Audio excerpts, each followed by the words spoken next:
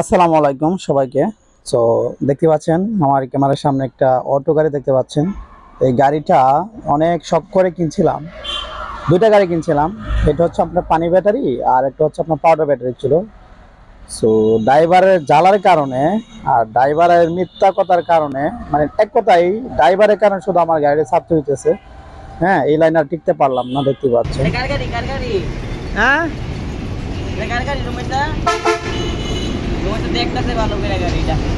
রোমাইসার গাড়ি রোমাইসা বিক্রি করে দিছে। আজকে গাড়ি পার্টি আইসা গাড়ি নিয়ে যাইব। এই যে গাড়ি, টাটা দাও। এই যে অল্প কিছুক্ষণের মধ্যে ওরা গাড়িটা নিতে আসবে। হ্যাঁ, তো আমাকে ফোন দিয়েছিল এই মুহূর্তে যে আমি আসতেছি, ক্যাশ টাকা দিয়ে গাড়িটা নিয়ে যাবে।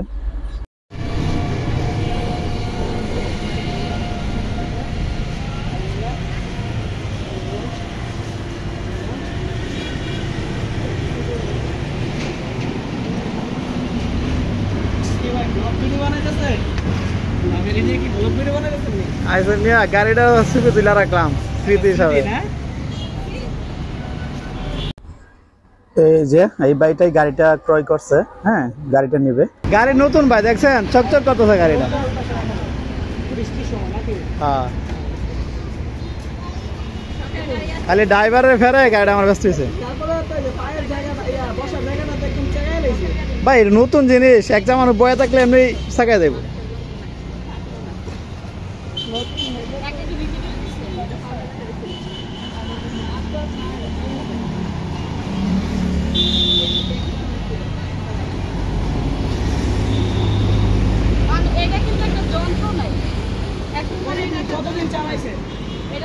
বেশি দিন হয় নাই।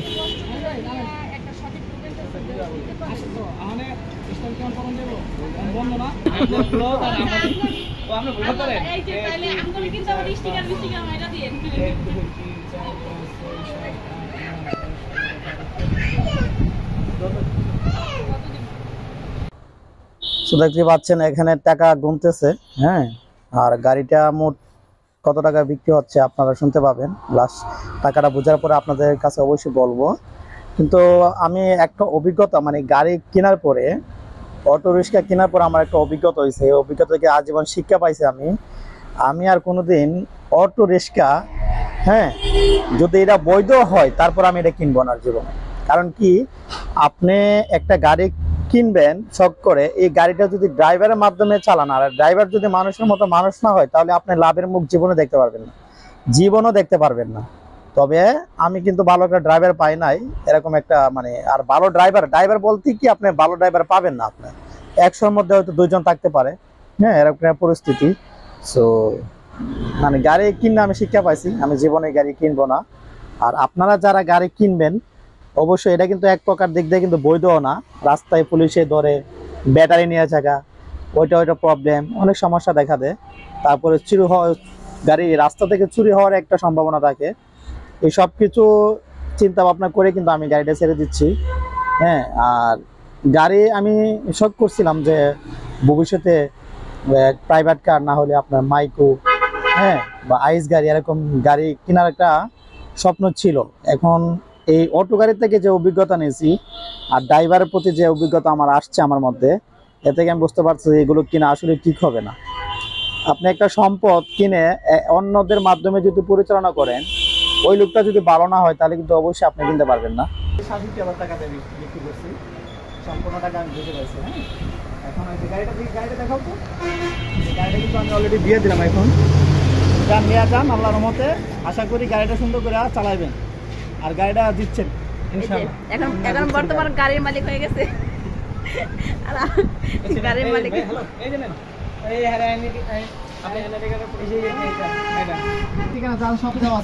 আমি হইলো 2 পক্ষ দিয়া সুন্দর করে বানানো আছে। আমি দেখতে আসছি আমাদেরকে কিন্তু আপনি ওটা দিতে হবে। আমি ওটার সাথে টাকা আছে না, এটা দিয়ে দেব অবশ্যই দিতে কত বলছে আছে। হ্যাঁ, এখন আমাকে দিতে হবে না, যা আছে না থাকলে আপনি আমাকে দিতে হবে, না হইলে ওই টাকা দিয়ে দেব।